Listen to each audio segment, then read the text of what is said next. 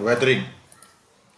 So far we have discussed geomorphic processes, exogenic processes, endogenic processes, diastrophism, volcanism, ठीक है। और diastrophism की दो टाइप भी हमने पढ़ी थी, जिसमें ओरोजेनिक और एपायरोजेनिक प्रोसेसेस हमने पढ़ी थी। ओरोजेनिक प्रोसेसेस वो प्रोसेसेस जो माउंटेन बिल्डिंग है, ठीक है। और एपायरोजेनिक जो है, एपायरोजेनिक प्रोसेसेस वो प्रोसेसेस जो कॉन्टिनेंटल बिल्डिंग्स, ठीक है।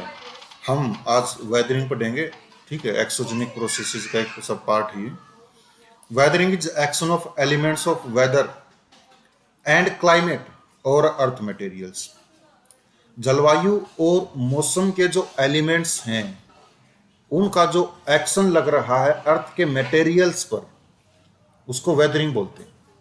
समझ गए? वेदरिंग क्या? वेदर के एलिमेंट काम करते हैं अर्थ मटेरियल पर। There are a number of processes, काफी ज्यादा संख्या में प्रोसेसेस हैं, प्रक्रियाएं हैं विद इन वेदरिंग, वेदरिंग के अंदर, विच एक्ट आइदर इंडिविजुअली, या तो वो अकेले काम करती हैं, और टुगेदर या एक साथ मिलकर काम करते हैं, to affect the earth material, earth material को प्रभाव डालने के लिए, in order to reduce them to a fragmental state, ताकि उनको एक फ्रेगमेंटल स्टेट में लाया जा सके, घटाया जा सके, ठीक है। मतलब किसी भी चट्टान को तोड़ने के लिए वेदरिंग के अंदर बहुत सी प्रोसेसेस हैं, अकेले काम करती हैं, साथ मिलकर काम करती हैं, ताकि उस चट्टान को तोड़ा जा सके, वेदरिंग किया जा सके, ठीक है। Weathering is defined as mechanical disintegration. जो वेदरिंग है उसको डिफाइन किया जाता, परिभाषित किया जाता है एजमिन के रूप में, मैकेनिकल डिसइंटीग्रेशन, यांत्रिकी रूप से उसका डिसइंटीग्रेशन होता है, and chemical decomposition of rocks, और चट्टानों का केमिकल डिकम्पोजिशन होता है, ठीक है, through the actions of various elements of weather and climate. जलवायु और मौसम के अदर अदर जो अनेकों प्रकार के एलिमेंट्स हैं, ठीक है, उनके एक्शन जो हैं, उनके एक्शन के माध्यम से रासायनिक डिकम्पोजिशन या डिसइंटीग्रेशन हो गया, मैकेनिकल डिसइंटीग्रेशन हो गया रॉक्स का, उसको हम क्या बोलते हैं? वेदरिंग बोलते हैं, ठीक है। A very little or no motion of material takes place in weathering. Weathering में किसी प्रकार की कोई मोशन नहीं होती। वेदरिंग एक इन सिटू प्रोसेस है। इट इज एन इन सिटू और ऑन साइट प्रोसेस। ये है इन सिटू का मतलब एक ही स्थान पर, ऑन साइट का मतलब एक ही जगह पर प्रोसेस होती है। इसमें कोई ट्रांसपोर्टेशन नहीं होता मटेरियल का, कोई डिपोजिशन नहीं होता। इन दिस लिटिल मोशन, इस छोटी सी मोशन में वी कैन अक्कर समटाइम्स, हम कभी कभी अक्कर कर सकते हैं। इन इस दिस लिटिल मोशन, ये जो छोटी सी मोशन है, विच कैन अक्कर समटाइम, जो कभी कभी हो सकती है ड्यू टू वेदरिंग, वेदरिंग के कारण, सिनोनिमस विद ट्रांसपोर्टेशन। क्या ये ट्रांसपोर्टेशन के सिनोनिमस है? इफ नॉट, यदि नहीं है तो क्यों? ट्रांसपोर्टेशन के सिनोनिमस का मतलब ये है, क्या इसको हम ट्रांसपोर्टेशन मान सकते हैं? कभी कभी जो वेदरिंग होता है ना, उसमें लिटिल बिट मोशन होती है, तो क्या ट्रांसपोर्टेशन माना जा सकता है उसको? तो ये देखते हैं हम आगे क्या है। Weathering processes are condition by many complex geological, climatic, topographic and vegetative factors. जो वेदरिंग प्रोसेसेस हैं वो कंडीशंस हैं by many complex geological, climatic, topographic and vegetative factors, ठीक है। उनकी कंडीशंस हैं वेदरिंग की। कौन कौन सी कंडीशंस हैं? हो सकता है जियोलॉजिकल फैक्टर्स हो, उनके माध्यम से होती हो, क्लाइमेटिक फैक्टर्स लगते हैं, टोपोग्राफी फैक्टर्स लगते हैं, वेजिटेटिव फैक्टर्स लगते हैं वेदरिंग के लिए। ये कंडीशन है उसकी। Climate is of particular importance. जो क्लाइमेट है वो पार्टिकुलर विशेष रूप से महत्वपूर्ण है वेदरिंग के लिए। Not only weathering processes differ from climate to climate. एक जलवायु से दूसरे जलवायु में जो जलवायु या वेदरिंग की जो प्रक्रियाएं हैं, न केवल वो अलग अलग होती हैं, but also the depth of weathering mental, ठीक है। जो डेप्थ होती है वेदरिंग की, मेंटल की, वो भी अलग अलग होती है, ठीक है। फिगर 6.2 में दिया गया है ये। दिस इज फिगर 6.2, ठीक है। अब इसमें देखो टैगा, ठीक है, पोर्टसोल जोन है, प्रिसिपिटेशन हुई, यहाँ प्रिसिपिटेशन हुई है, ठीक है। ये टेम्परेचर दे रखा ऊपर बढ़ते बढ़ते, ठीक है। यहाँ हो गया, ये टेम्परेचर बढ़ रहा है, ये स्टेपीज हो गया, टुंड्रा हो गया, ठीक है, ये सवन्ना हो गया, ठीक है। फ्रेश रॉक नंबर 1 पर दे रखा है, ये फ्रेश रॉक है नीचे वाली। नंबर 2 पर आ गया zone of little chemical alteration, ठीक है। ये 2 नंबर पे जो जोन आता है, ठीक है, ये देखो नीचे वाली है, ये 1 नंबर पे दे रखी है। 2 नंबर पे जो जोन आ गया वो थोड़ा सा केमिकल अल्ट्रेशन का, कि केमिकल के माध्यम से इसमें थोड़ा सा बदलाव आया है। ये जोन नंबर 2 है। Zone number 3 zone of moderate to good chemical alteration. इसमें बहुत कम या माध्यमिक या अच्छा केमिकल अल्ट्रेशन हुआ जोन नंबर 3 में। क्ले मिनरल जोन, ये जो 4 नंबर पर आ गया, ये मिट्टी के मिनरल जोन आ गया। ठीक है। Zone of dominance of oxides of aluminium 5 number पर आ गया। ऑक्साइड्स ऑफ एल्यूमिनियम यहाँ पर आ गए, इनका जोन हो गया। और 6 जोन पे क्या आता है, soil with oxides of iron and aluminium. ये 6 पे क्या बन गई, सोइल बन गई, ये बताया। ठीक है।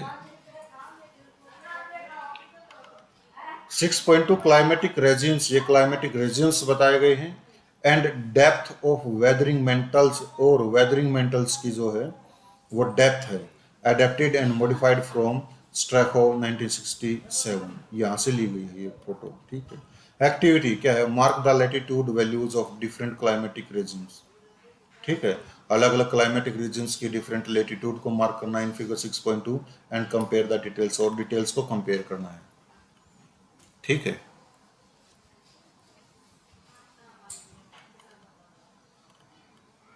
There are 3 major groups of weathering processes. वेदरिंग की अपर्दन की जो 3 मुख्य प्रक्रिया है, उसके 3 मुख्य ग्रुप बनाए गए। पहला केमिकल वेदरिंग, दूसरा फिजिकल वेदरिंग या मैकेनिकल वेदरिंग, और तीसरा है बायोलॉजिकल वेदरिंग प्रोसेसेस। 3 प्रकार बनाए गए हैं। ठीक है। जो वेदरिंग होती है वो 3 प्रकार से होती है। Very rarely does any one of this process ever operate completely by itself. ठीक है। इनमें से बहुत ही दुर्लभ रूप से एक जो प्रक्रिया है वो अपने आप में काम करती है, पूरी तरह से काम करती है। पूरी तरह से एक प्रक्रिया अपने आप में काम नहीं करती। But quite often dominance of one process can be seen, लेकिन काफी बार एक प्रोसेस का दूसरी प्रोसेस के ऊपर डोमिनेंस देखा जाता है, प्रभुत्व देखा जाता है। एक प्रक्रिया दूसरी प्रक्रिया पर भारी पड़ती है, अकेले एक प्रक्रिया ही वेदरिंग नहीं करती। केमिकल वेदरिंग प्रोसेस कैसे होती है, let's see. A group of weathering processes with solution, carbonation, hydration, oxidation and reduction act on the rocks to decompose। ठीक है। वेदरिंग प्रोसेसेस का एक ग्रुप, जैसे कि सॉल्यूशन हो गया, ठीक है, कार्बोनेशन हो गया, कार्बन बन गया उसमें, हाइड्रेशन हो गया, ठीक है, हाइड्रेशन मतलब पानी वगैरह ला करके, ऑक्सीडेशन हो गया, ऑक्सीजन के साथ क्रिया करके, and reduction act on the rocks to decompose. रॉक को डिकम्पोज करने के लिए ये सारी प्रोसेसेस उसके ऊपर काम करती हैं। ठीक है। डिसोल्व और reduce them to a fine clastic state, और उस जो रॉक हैं, चट्टाने जो हैं, वो उसमें घुल जाते हैं और उनको रिड्यूस कर देते हैं, कम कर देते हैं वेदरिंग करके, एक फाइन क्लास्टिक स्टेट में एक अच्छी क्लास्टिक स्टेट उनकी बन जाती है through chemical reactions, chemical reaction करके। केमिकल रिएक्शन कैसे करके, बाई ऑक्सीजन, ऑक्सीजन के माध्यम से, सरफेस एंड और soil water and other acids, oxygen के माध्यम से, ठीक है, जो पृथ्वी पर पानी है उसके साथ रिएक्शन करके, मिट्टी के साथ, पानी के साथ रिएक्शन करके, दूसरे अम्लों के साथ, एसिड के साथ रिएक्शन करके वो क्या करती हैं, वो उस चट्टान को एक फाइन क्लास्टिक स्टेट में पहुंचा देती हैं, वेदरिंग कर देती हैं। वाटर एंड एयर, हवा और पानी, ऑक्सीजन एंड कार्बन डाइऑक्साइड, ये अलोंग विद हीट, हीट के साथ, ताप के साथ, must be present to speed up all chemical reactions. इन चीजों को उपस्थित होना बहुत जरूरी होता है ताकि केमिकल रिएक्शन को और ज्यादा तेज किया जा सके, स्पीड अप की जा सके, बढ़ाई जा सके। Over and above the carbon dioxide present in the air. ठीक है। अगर कार्बन डाइऑक्साइड एयर में प्रेजेंट है, काफी ज्यादा प्रेजेंट है, decomposition of plants and animal increases the quantity of carbon dioxide underground. जो प्लांट्स की डिकम्पोजिशन है और एनिमल्स की जो डिकम्पोजिशन है, ठीक है, increases the quantity of carbon dioxide underground, वो जमीन के नीचे जो कार्बन डाइऑक्साइड की क्वांटिटी है उसको बढ़ा देते हैं, decomposition. This chemical reactions on various minerals, ये जो केमिकल रिएक्शन होता है, रासायनिक अभिक्रिया होती है बहुत से मिनरल्स पर, are very much similar to the chemical reactions in a laboratory. जैसे लेबोरेटरी में केमिकल रिएक्शन होते हैं, रासायनिक अभिक्रिया होती है, वो उनके बिल्कुल काफी ज्यादा समान है। ठीक है, ये जो रिएक्शन होता है यहाँ पर।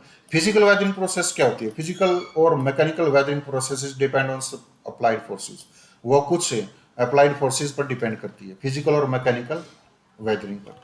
द अप्लाइड फोर्सेस कुड भी, जो अप्लाइड फोर्सेस होते हैं कुड भी हो सकते हैं, कौन से हो सकते हैं? नंबर एक, ग्रेविटेशन फोर्सेस, ग्रेविटेशन फोर्सेस हो सकता हो फिजिकल वेदरिंग में, मैकेनिकल वेदरिंग में।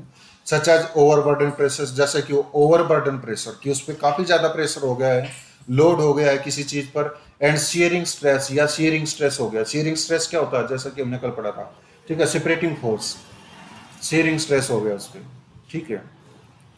Expansion forces due to temperature changes, temperature change होने के कारण उसका एक्सपेंशन फोर्सेस है। क्रिस्टल ग्रोथ और एनिमल एक्टिविटी, क्रिस्टल ग्रोथ हो गया, एनिमल एक्टिविटी हो गई है, ये कारण हो सकता है।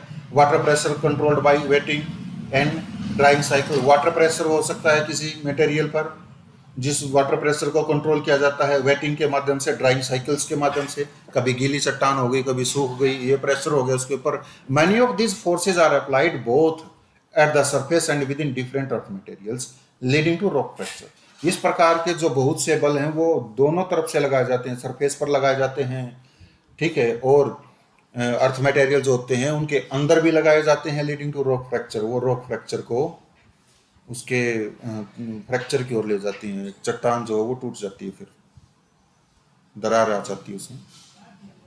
Most of the physical weathering processes are caused by thermal expansion and pressure release. बहुत सी जो फिजिकल वेदरिंग प्रोसेसेस होती हैं वो थर्मल एक्सपेंशन के कारण और प्रेशर रिलीज के कारण होती है। थर्मल एक्सपेंशन का मतलब होता है गर्म होकर के कोई भी चीज है वो एक्सपेंड हो जाती है, this is called thermal expansion, ठीक है। प्रेशर रिलीज, जब वो ठंडी हो जाती है उसका प्रेशर क्या होता है? रिलीज हो जाता है, गर्म हो जाती है, प्रेशर रिलीज हो गया, ठीक है। This processes are small and slow, ये जो प्रोसेसेस होती हैं प्रेशर रिलीज की, थर्मल एक्सपेंशन की, ये छोटी हैं और बहुत धीमी हैं, but can cause great damage to the rocks, लेकिन ये चट्टानों को बहुत ज़्यादा हानि पहुंचा सकती हैं बिकॉज ऑफ कंटिन्यूड फैटिक, लगातार फैटिक के कारण। एंड रॉक्स को rock suffer due to repetition of contraction and expansion, थकावट होकर के चट्टाने जो हैं बेचारे थक जाती हैं, कॉन्ट्रैक्शन होकर के, एक्सपेंशन होकर के, ठीक है। एक्सपेंशन तब होगा जब टेम्परेचर ज़्यादा हो जाएगा, कॉन्ट्रैक्शन तब होगा जब टेम्परेचर बहुत कम हो जाएगा, और ये फैटिक हो जाएगी, कभी एक्सपेंशन कभी कॉन्ट्रैक्शन, एक्सपेंशन कॉन्ट्रैक्शन, फलस्वरूप subsequently we see a fracture in a rock, चट्टान टूट जाएगी, समझ गए। दरार आ गई, फिर बारिश का पानी हो गया, उन दरारों में चला गया, केमिकल रिएक्शन शुरू हो गया, वो जो धीरे धीरे है वो क्या हो जाएगी? फिर टूटना शुरू हो जाएगी। This is called weathering, physical weathering. Biological activity and weathering, biological activity और वेदरिंग को समझेंगे अब तीसरी टाइप में। Biological weathering is contribution to removal of minerals and ions from the weathering environment and physical changes due to growth और movement of organisms. Organisms की movement के कारण या उनकी संख्या में वृद्धि होने के कारण जो भी अर्थ के मटेरियल्स हैं, जो भी एनवायरनमेंट में उसमें जो फिजिकल चेंज आता है, वो फिजिकल चेंज चाहे भी किसी भी मटेरियल से उसके आयन अलग हो रहे हो या वो मटेरियल ही अलग हो रहा हो, इसको हम बायोलॉजिकल वेदरिंग कहते हैं। Biological weathering due to organisms, organisms के कारण। बोरोविंग एंड वेजिंग, बोरोविंग और wedging by organisms like earthworms, termites, rodents etc. help in exposing the new surfaces to chemical attack and assist in penetration of moisture and air. जो भी organisms हैं जैसे कि earthworm हो गया, termite हो गया, रोडेंट्स हो गया, वो ब्रोविंग करते हैं, छेद कर देते हैं, बिल बना लेते हैं, ठीक है। और ये जो बिल बना लेते हैं ये नई नई सरफेसेस को केमिकल अटैक के लिए एक्सपोज कर देता है। केमिकल अटैक के लिए एक्सपोज कैसे कर देगा? बारिश आएगी, पानी घुस जाएगा बिल में, ठीक है, और जितनी गहराई तक पानी जाएगा केमिकल रिएक्शन उतनी गहराई तक होता चला जाएगा, ऑक्सीडेशन होकर के, कार्बोनेशन होकर के। और ये जो पेनिट्रेशन है, ये जो छेद करते हैं, ठीक है, मॉइस्चर जो पेनिट्रेट हो जाएगा उनके साथ, ये क्या करेंगे? ये हेल्प करेंगे केमिकल रिएक्शन में, बायोलॉजिकल एक्टिविटी में, ठीक है, बायोलॉजिकल वेदरिंग में, समझ गए।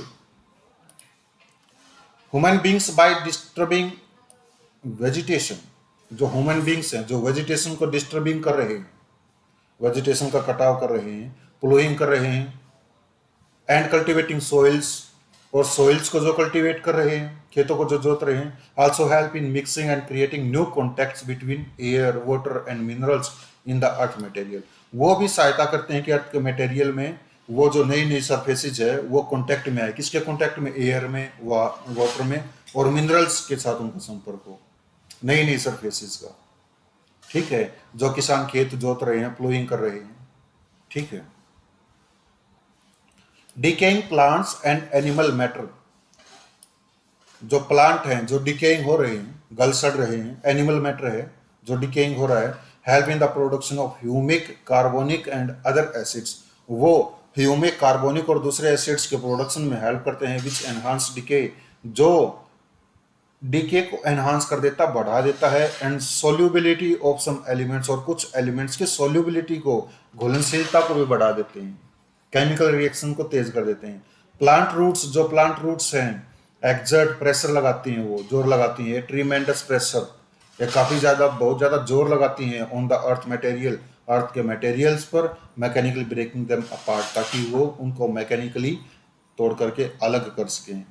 प्लांट रूट्स, पौधों की जड़ें। ठीक है, special effects of weathering, weathering के स्पेशल इफेक्ट्स हैं, विशेष प्रभाव कौन से हैं, इंपॉर्टेंट मेंस के परस्पेक्टिव से मोस्ट इंपॉर्टेंट। एक्सफोलिएशन, इसको पढ़ेंगे, what is exfoliation. This has already been explained under physical weathering process of unloading, thermal contraction and expansion and salt weathering. यह पहले ही समझाया जा चुका है फिजिकल वेदरिंग प्रोसेस के माध्यम से, जिसमें अनलोडिंग बताया गया था, थर्मल कॉन्ट्रैक्शन बताया गया था, एंड एक्सपेंशन बताया गया था, साल्ट वेदरिंग बताया गया था। Exfoliation is a result but not a process, exfoliation जो होता है वो एक रिजल्ट होती है, वो एक प्रोसेस नहीं होती, प्रक्रिया नहीं होती, ये एक परिणाम होता है, मतलब प्रक्रिया के बाद का जो रिजल्ट है वो। फ्लेकिंग ऑफ और मोर or less covered sheets of shells from our rocks or bedrock results in smooth and rounded surfaces। 6.3 and 6.4 figure बता रखी है इसमें। ठीक है, ये जो एक्सफोलिएशन होता है क्या होता है, flaking off more or less covered sheets of shell, shells की ज्यादा या जो कम है वो शीट उतर जाती है, फ्रॉम द रॉक्स, रॉक से या बेड रॉक से या नीचे से उतर जाती है, result in smooth and rounded surfaces, जो स्मूथ और गोल सरफेस में हो जाती है, बन जाती है, फिर स्मूथ और गोल सरफेस बन जाती है जब उनकी ऊपरी परत उतर जाती है। Exfoliation can occur due to expansion, exfoliation expansion के माध्यम से, एक्सपेंशन के कारण हो सकता है, कॉन्ट्रैक्शन के कारण हो सकता है, इंड्यूस्ड बाय टेम्परेचर चेंज, जो टेम्परेचर चेंज के कारण होता है। ठीक है, मतलब टेम्परेचर चेंज हो गया, टेम्परेचर चेंज होने के कारण एक्सपेंशन और कॉन्ट्रैक्शन हो गया, और कॉन्ट्रैक्शन और एक्सपेंशन होने के कारण एक्सफोलिएशन हो गया। Exfoliation domes and tors result due to unloading and thermal expansion respectively. जो एक्सफोलिएशन डोम्स होते हैं एंड जो टोर्स बनते हैं, रिजल्ट वो परिणाम होते हैं due to unloading and thermal expansion respectively, unloading होने के कारण और थर्मल एक्सपेंशन होने के कारण होते हैं। थर्मल एक्सपेंशन होगा तो क्या होगा, टोर्स का निर्माण होगा, अनलोडिंग होगा तो किसका निर्माण होगा, डोम्स का निर्माण होगा। ठीक है, दिस इज देखो डोम्स लाइक स्ट्रक्चर। एक्सफोलिएशन, ठीक है, फ्लैकिंग and granular disintegration, granular disintegration हो रहा है। ठीक है, this is weathering. Significance of weathering, weathering की क्या सिग्निफिकेंस है, क्या महत्व है। Weathering processes are responsible for breaking down of rocks into smaller fragments and preparing the way for formation of not only regolith and soils but also erosion and mass movements। जो weathering processes होती है वो जिम्मेवार होती है कि चट्टान छोटे छोटे टुकड़ों में टूट जाए, फ्रेगमेंट्स में, और वो एक नया रास्ता भी क्रिएट कर देती हैं, जिसमें रिगोलिथ का, हाँ, जिसमें रिगोलिथ का या सोइल्स का, मृदा का निर्माण होता है, लेकिन उसके साथ साथ इरोजन और मास मूवमेंट भी होता है। ठीक है, biomes and biodiversity is basically a result of forest vegetation and forest depend upon the depth of weathering mantles. जो बायोम्स हैं और जो बायोडाइवर्सिटी और जैविक विविधता जो है वो वास्तविक रूप से एक परिणाम है, किसका परिणाम है, फॉरेस्ट का, वेजिटेशन का परिणाम है। वेजिटेशन ज्यादा, विविधता ज्यादा है, ठीक है, बायोम्स बन जाते हैं फिर वहां पर। एंड फॉरेस्ट, और उन जंगलों का रिजल्ट है, परिणाम है, जो जंगल depend upon the depth of weathering mantles, जो मेंटल वेदर हो रही है उसके ऊपर डिपेंड कर रही है, उनका परिणाम, ठीक है। जितनी ज्यादा मेंटल वेदर होती चली जाएगी, पेड़ पौधे, मिट्टी बनती चली जाएगी, फिर पेड़ पौधे आ जाएंगे। पेड़ पौधों की जड़ों को नीचे जाने के लिए भी तो वेदरिंग चाहिए, चट्टानों की तो कैसे जाएंगी, ठीक है। तो जो वेदरिंग मेंटल्स है उसकी कितनी गहराई तक वेदरिंग हुई है उसके ऊपर डिपेंड करते हैं फॉरेस्ट होना। और फॉरेस्ट आ जाते हैं तो बायोम्स और बायोडाइवर्सिटी भी उसके ऊपर डिपेंड करी फॉरेस्ट पर। Erosion can not be significant if the rocks are not weathered, erosion होगा ही नहीं, इरोजन का कोई भी महत्व नहीं हो सकता यदि जो रॉक है वो वेदर्ड नहीं है, ठीक है, अपर्दन नहीं हुआ उसका। दैट मीन्स, जिसका मतलब है वेदरिंग एड्स मास वेस्टिंग, जो वेदरिंग है वो मास वेस्टिंग की सहायता करती है, इरोजन में सहायता करती है वेदरिंग, रिडक्शन ऑफ रिलीफ, उच्चावच के कम होने में सहायता करती है, and changes in land forms, और जो लैंड फॉर्म्स है उनमें परिवर्तन का कारण बनती है, are a consequence of erosion, ये सारे के सारे इरोजन के क्या होते हैं, परिणाम होते हैं, कॉन्सिक्वेंसेस होते हैं। Weathering of rocks and deposits, चट्टानों का टूटना, अपर्दन होना और उनका जमाव होना, helps in the enrichment and concentration of certain valuable ores of iron, वो लोहे के जो महत्वपूर्ण ओर्स हैं, अयस्क हैं, उनका एक जगह पर केंद्रण होना या कंसंट्रेशन होने, एक जगह पर जमाव होने में उनकी सहायता करते हैं। मैग्नीज का और एक जगह पर जमा हो जाता है, एल्यूमिनियम का, कॉपर का, एक्सेट्रा का, ये सारे और एक जगह पर जमा हो जाते हैं अगर वेदरिंग होती है तो वो सहायता करती है। Which are of great importance, ये जो ओर्स हैं मैग्नीज के, कॉपर के, एल्यूमिनियम के, आयरन के, ये काफ़ी ज़्यादा महत्वपूर्ण है फॉर द नेशनल इकोनॉमी के लिए। Weathering is an important process in the formation of soils, weathering जो है वो मृदा के निर्माण में एक महत्वपूर्ण प्रक्रिया है। वेन रॉक्स अंडरगो वेदरिंग, जब चट्टानें वेदरिंग होती हैं, अपर्दित होती हैं, some materials are removed through chemical और physical leaching by ground water and thereby the concentration of remaining valuable material increases. जब चट्टानें अपर्दित होती हैं तो कुछ ऐसे मटेरियल हैं जो केमिकल और फिजिकल लिंचिंग के माध्यम से, मतलब ग्राउंड वाटर के द्वारा अलग कर दिए जाते हैं, और इस प्रकार से जो रिमेनिंग कंसंट्रेशन होगा मटेरियल का वो इंक्रीज हो जाएगा, ठीक है। लीचिंग के द्वारा कुछ पार्ट तो नीचे चला गया ग्राउंड वाटर में, बाकी जो बच गया वो क्या होगा, उसका इंक्रीज हो जाएगा कंसंट्रेशन रिमेनिंग मटेरियल की, वैल्यूएबल मटेरियल होगा वो। विदाउट सच ए वेदरिंग टेकिंग प्लेस, बिना किसी वेदरिंग के हुए, the concentration of same valuable material, एक महत्वपूर्ण या एक मूल्यवान जो मटेरियल है उसका concentration may not be sufficient, वो पर्याप्त नहीं होगा, एंड इकोनॉमिकली वायबल, और इकोनॉमिकली वायबल भी नहीं होगा, आर्थिक रूप से वो यूज करने के योग्य भी नहीं होगा, टू एक्सप्लॉइट, कि उसको एक्सप्लॉइट कर सकें, निकाल सकें, प्रोसेस कर सकें, रिफाइन कर सकें। This is what is called enrichment, इसको एनरिचमेंट कहा जाता है, ठीक है। वेदर होगी चट्टान, ठीक है, फिर क्या हो गया कि पानी के माध्यम से, फिजिकल वेदरिंग के माध्यम से, लीचिंग के माध्यम से, जो ग्राउंड वाटर के द्वारा की गई है, कुछ मटेरियल नीचे चला गया घुल करके, ऊपर ऊपर जो मटेरियल बच गया वो वैल्यूएबल मटेरियल बच गया। इस वैल्यूएबल मटेरियल को फिर क्या किया जाएगा, प्रोसेस किया जाएगा, रिफाइन किया जाएगा, ठीक है। अगर वेदरिंग ही नहीं होगी, ठीक है, तो क्या कंसंट्रेशन हो पाएगी उस वैल्यूएबल मटेरियल की? नहीं, बहुत कम हो पाएगी, which will not be economically viable, ठीक है, which will not be exploited, ठीक है, बहुत कम मात्रा में एक्सप्लॉइटेड होगा, ठीक है।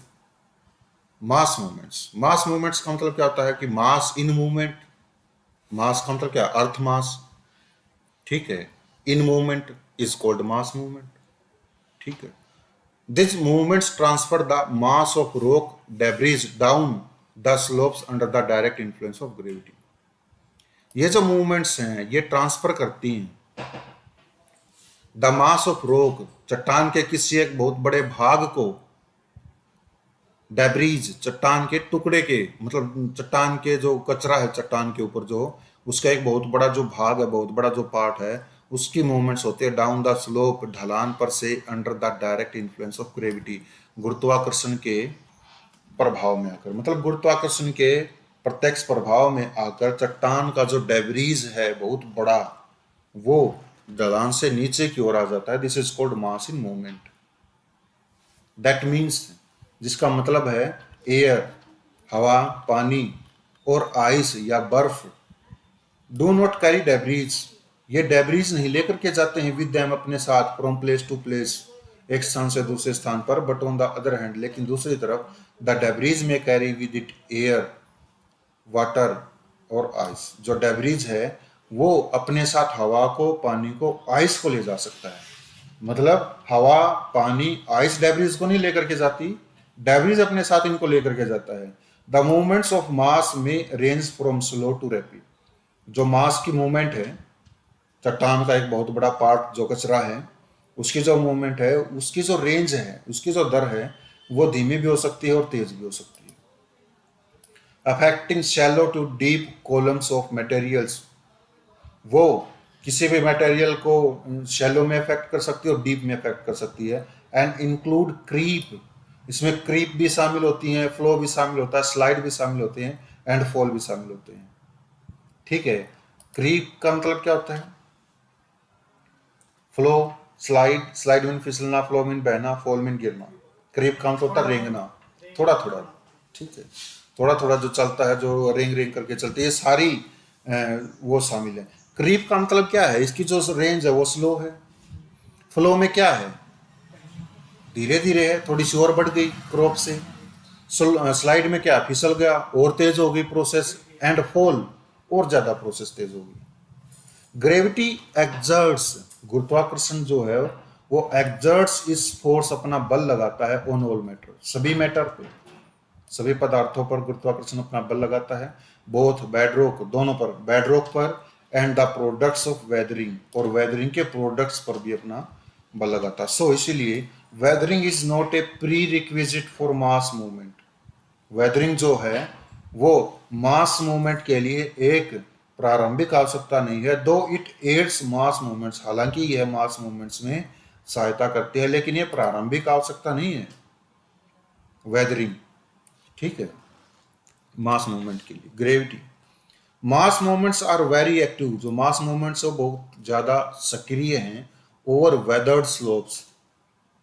ठीक है, अपर्दित हुई, हो चुकी स्लोप्स पर ज्यादा सक्रिय है, rather than over unweathered materials, उनकी बजाय जो मटेरियल अभी तक अपर्दित हुआ ही नहीं है। जो मटेरियल अपर्दित हो चुका है उसके ऊपर जो मास मूवमेंट है वो ज्यादा एक्टिव सक्रिय है। Mass movements are aided by gravity, mass movements की जो सहायता ग्रेविटी के द्वारा की जाती है। And no geomorphic agent like running water, glacier, wind, waves and currents participate in the process of mass movements, और कोई भी दूसरा जियोमॉर्फिक एजेंट मास मूवमेंट की प्रक्रिया में सहायता नहीं लेता, वो भाग नहीं लेता, जैसे कि रनिंग वाटर हो गया, ग्लेशियर हो गया, विंड हो गया, वेव्स हो गया। ये मास मूवमेंट नहीं करते, इसमें सहायता नहीं लेते, पास पार्टिसिपेट करते ही नहीं। दैट मीन्स, जिसका मतलब है mass movement do not come under erosion, जो मास मूवमेंट है वो इरोजन के अंदर नहीं आता है, though there is shift of materials from one place to other. ठीक है, हालांकि मटेरियल का शिफ्ट होना इसमें शामिल है, जो मटेरियल एक जगह से दूसरी जगह चला जाता है, फिर भी जो वेदरिंग है वो, इरोजन जो है वो इसके अंदर नहीं आता। वेदरिंग और इरोजन इसमें आता ही नहीं मास मूवमेंट में। मास मूवमेंट में क्या आता है? ग्रेविटी के माध्यम से होता मास मूवमेंट, इरोजन और वेदर होकर के नहीं होता। Materials over the slopes have their own resistance to disturbing forces, जो स्लोप पर मटेरियल होते हैं उनका अपना एक प्रतिरोध होता है। ठीक है, टू डिस्टर्बिंग फोर्सेस, कि वो फोर्सेस को डिस्टर्ब कर सके, जो उन पर बल लग रहा है उसको डिस्टर्ब कर सके। And will yield only when force is greater than the shearing resistance of the material, और ये ऐसा केवल तभी होगा जब शियरिंग रेजिस्टेंस है वो उनके फोर्स से ज्यादा होगा, मटेरियल के फोर्स से ज्यादा होगा, तभी क्या होगा? मास मूवमेंट होगा। ठीक है, जो मटेरियल है, जो मास मूवमेंट जिसको होना है, वो भी तो अपना बल लगा रहा है, शेयरिंग फोर्स लगा रहा है। लेकिन ग्रेविटी का जो फोर्स है, जब वो ज्यादा हो जाएगा तब वो क्या होगा, वो बल कम पड़ जाएगा, शेयरिंग फोर्स, तब मास मूवमेंट होगा। वीक अनकंसोलिडेटेड मटेरियल्स, जो कमजोर, अनकंसोलिडेटेड, जो सॉलिड नहीं हुए हैं, वो जो मटेरियल्स हैं, थिनली बेडेड रॉक्स, ठीक है, बहुत ही पतली बेडेड रॉक्स हैं, बेड वाली रॉक्स हैं जो बहुत पतली हैं, फोर्स दरारें हैं, स्टिपली डिपिंग बेड्स, ठीक है, स्टिपली डिपिंग बेड्स हैं, वर्टिकल क्लिप्स, ठीक है, और स्टीप स्लोप्स, और जो स्टीप स्लोप्स हैं, abundant participation and torrential rains, काफ़ी ज़्यादा प्रिसिपिटेशन होगी, पार्टिसिपेशन नहीं, प्रिसिपिटेशन है, वर्षण होगी, और टोरेंशियल रेन्स, भारी बारिश होगी, एंड स्केर्सिटी ऑफ वेजिटेशन, और वेजिटेशन की भी अभाव हो गया, एटसेट्रा, फेवर मास मूवमेंट्स, वो मास मूवमेंट्स को फेवर करते हैं।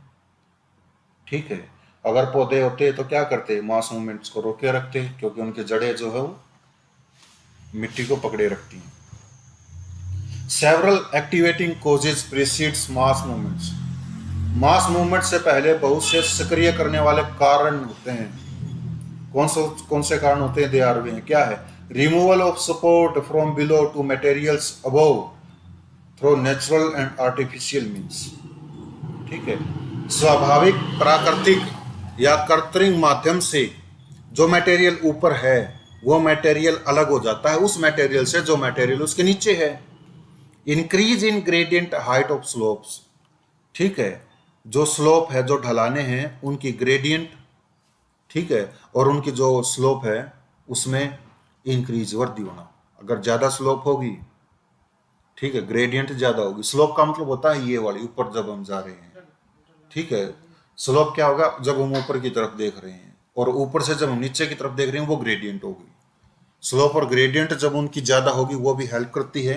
Overloading through addition of materials, overloading होगी, मटेरियल और ज्यादा ऐड हो गया, नेचुरली और बाय आर्टिफिशियल फीलिंग, या तो नेचुरली हो जाएगा मटेरियल या आर्टिफिशियली हो जाएगा, तब मास मूवमेंट की एड होगी। ओवरलोडिंग हो जाएगी ड्यू टू हैवी रेनफॉल, काफी ज्यादा भारी बारिश होकर के, सेचुरेशन होकर के, and lubrication of slope materials, और स्लोप मटेरियल्स की लुब्रिकेशन होकर के, फिसलन होकर के उसमें। रिमूवल ऑफ मटेरियल और load from over the original slope surfaces, जो ओरिजिनल स्लोप सरफेसेस हैं उसमें से जो मटेरियल है या जो लोड कह लो उसको, उसका हटना भी इसमें सहायता करेगा। अक्रेंस ऑफ अर्थक्वेक्स, भूकंप का होना भी सहायता करेगा। एक्सप्लोजन ऑफ मशीनरी, मशीनरी के एक्सप्लोजन्स का होना, ठीक है, एक्सेसिव नेचुरल सीपेज, ठीक है, अत्यधिक स्वाभाविक या प्राकृतिक सीपेज का होना, पानी का अंदर चला जाना। Heavy draw down of water from lakes, चट्टानों से काफ़ी ज़्यादा, झीलों से काफ़ी ज़्यादा पानी चला जाना, रिजर्वोयर से चले जाना, एंड रिवर्स और नदियों से पानी का चला जाना, leading to slow outflow of water, जो धीरे धीरे जिनसे पानी आउटफ्लो हो रहा है, and water from, and rivers leading to slow outflow of water from under the slopes और river banks.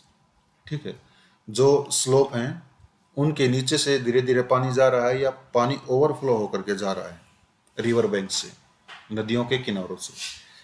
Indiscriminate removal of natural vegetation, अंधाधुंध प्राकृतिक वनस्पति का हटाया जाना, अंधाधुंध पेड़ों की कटाई होना, ये सारी जो कारण हैं वो मास मूवमेंट का कारण बनते हैं।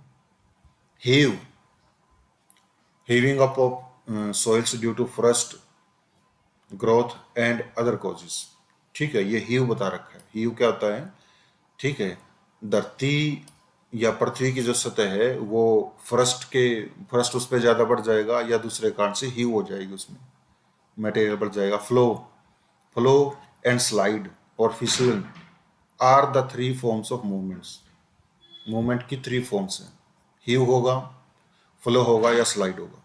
फ्लो मीन्स थोड़ा सा धीरे धीरे, स्लाइड एकदम से। फिगर 6.5, जो फिगर 6.5 है, शोज दिखाती है the relationship among different types of mass movements, ठीक है, अलग अलग प्रकार की जो मास मूवमेंट्स है उसमें क्या संबंध है वो फिगर 6.5 में दिखाया गया है।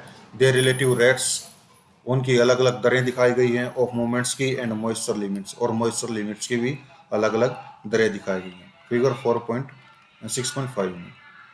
ठीक है, एनी क्वेश्चन और करना है? Landslides will be discuss tomorrow.